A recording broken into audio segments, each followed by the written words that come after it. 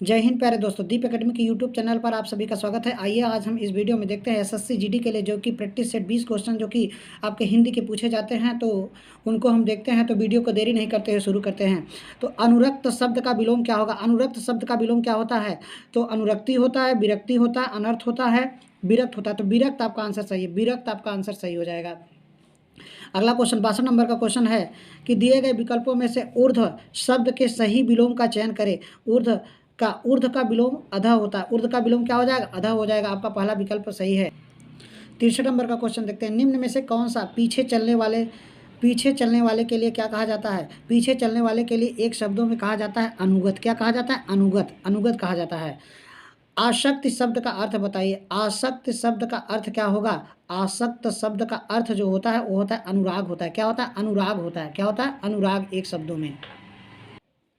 अगला 65 नंबर का क्वेश्चन है। निम्नलिखित शब्दों में से कौन सा शब्द केसरी का पर्यायवाची है? केसरी का पर्यायवाची होता है मृगेंद्र। क्या होता है? मृगेंद्र होता है। केसरी का पर्यायवाची क्या होता है? मृगेंद्र होता है। निम्नलिखित में से शुद्ध वर्तनी वाला शब्द कौन सा है? शुद्ध वर्तनी वाला आपका होता है अंताक्षरी। अंत्याक्षरी होता है। अंत्याक्षरी होता है। आपका दूसरा विकल्प सही हो जाए। कौन सा विकल्प? दूसरा, अंत्याक्षरी होता है। अंताक्षरी। ठीक। अगला 67 नंबर का क्वेश्चन। आँख का पानी ढल जाना। आँख का पानी ढल जाना, निर्लज्ज हो जाना, निर्लज्ज हो जाना। कपटी मित्र के लिए मुहावरा का सही। आस्तीन का सांप। आस्तीन का सांप आप लोगों को कई बार ये परीक्षा में बना हुआ है। 69 नंबर का क्वेश्चन। रिक्त स्थान भरें। धन डैश डैश डैश हो जाता है, तन जर्जर हो जाता है, साथी और सहयोगी डैश डैश जाते हैं। तो धन क्या होता है? नष्ट होता है। यहाँ पे क्या भरेंगे? नष्ट। नष्ट हो जाता है। और साथी और सहयोगी छूट जाते हैं। यहाँ पे छूट जाते हैं। छूट। आपका दूसरा विकल्प सही हो जाएगा। कौन सा विकल्प? दूसरा विकल्प आपका सही हो जाएगा। 70 नंबर का क्वेश्चन। रिक्त स्थान भरें। शरीर की सुंदरता होती है उसका चेहरा और चेहरे की सुंदरता होती है उसकी आंखें। तो आपका कौन सा विकल्प सही? होता, होती, शरीर की सुंदरता होता, शरीर की सुंदरता होती, अर्थात होती, होती, ये सही है आपका सही। फिर उसका चेहरा और चेहरे की सुंदरता है उसकी आंखें। होती, यहाँ होता, होता तो गलत हो जाएगा, होता वाला गलत, तो होती, होती आपका आंसर सही हो जाएगा। आपका दूसरा विकल्प सही है। आपका निम्नलिखित वाक्य में मिश्र वाक्य में परिवर्तित करें। मिश्र वाक्य में दो उपवाक्य जोड़े जाते हैं। दो से अधिक उपवाक्य होते हैं। जिसका मुझे भय था। तो इसमें कोई उपवाक्य तो है नहीं जिसका मुझे भय था। इसे हम बदलना कठिन हो बदल नहीं सकते। अर्थात इसका पहला ही विकल्प आपका सही हो जाएगा। दिए गए वाक्यांश से परिवर्तन संभव नहीं है। इसमें बदल नहीं सकते। आगे तो बढ़ने की बात ही नहीं होगी। अगला 73 नंबर का क्वेश्चन। निम्न में से एक कथन सत्य है। कथन जो सत्य है 73 नंबर का क्वेश्चन। निम्न में से एक कथन गलत है। तो कौन सा कथन गलत है? दो वर्णों के मेल से होने वाले विकार को संधि कहते हैं। ये आपका सही है। दो स्वर के मेल से उत्पन्न विकार को स्वर संधि कहते हैं। दो स्वरों के मेल को स्वर संधि कहते हैं। ये सही है। व्यंजन से स्वर अथवा व्यंजन के मेल से उत्पन्न विकार को व्यंजन संधि, ये भी सही है।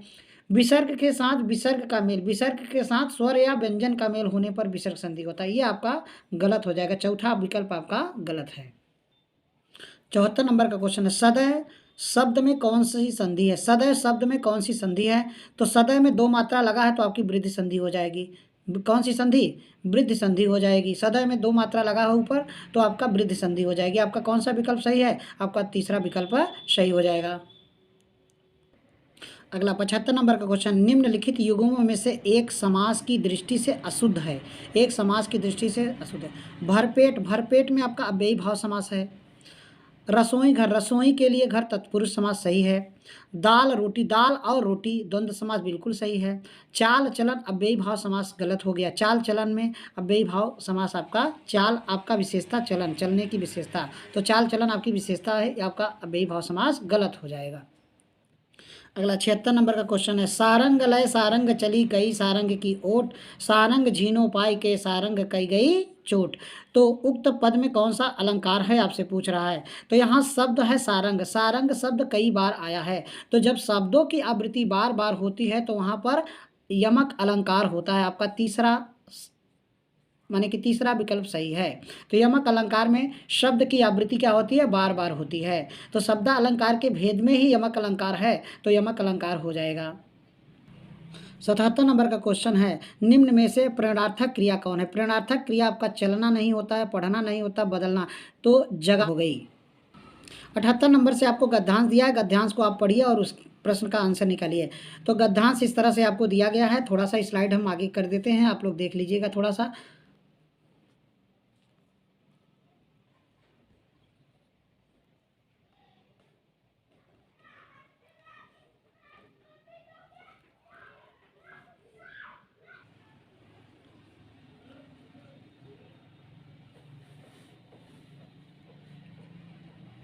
चलिए 78 नंबर का क्वेश्चन देखते हैं। हमारी शिक्षा का माध्यम भारतीय भाषा इसलिए होना चाहिए क्योंकि यहाँ पर आपका विदेशी पाठ्यक्रम का अभाव है, सामयिक जीवन निरंतर प्रभावित होता रहता है, तो भारतीय इतिहास और दर्शन का ज्ञान निहित है, भारतीय मानक और स्पंद का ध्वनि होता है।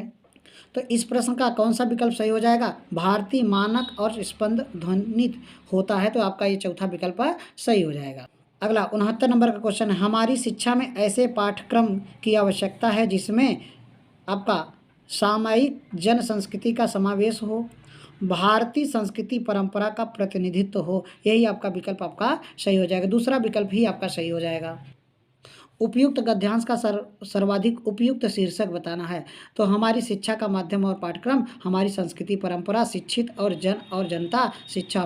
तो इसका हमारा पहला ही विकल्प सही हो जाएगा, अर्थात हमारा आंसर हमारी शिक्षा माध्यम और पाठ्यक्रम। इसी के साथ ये वीडियो समाप्त किया जाता है। तो अगला हम हिंदी का अगले एक वीडियो में डाल देंगे।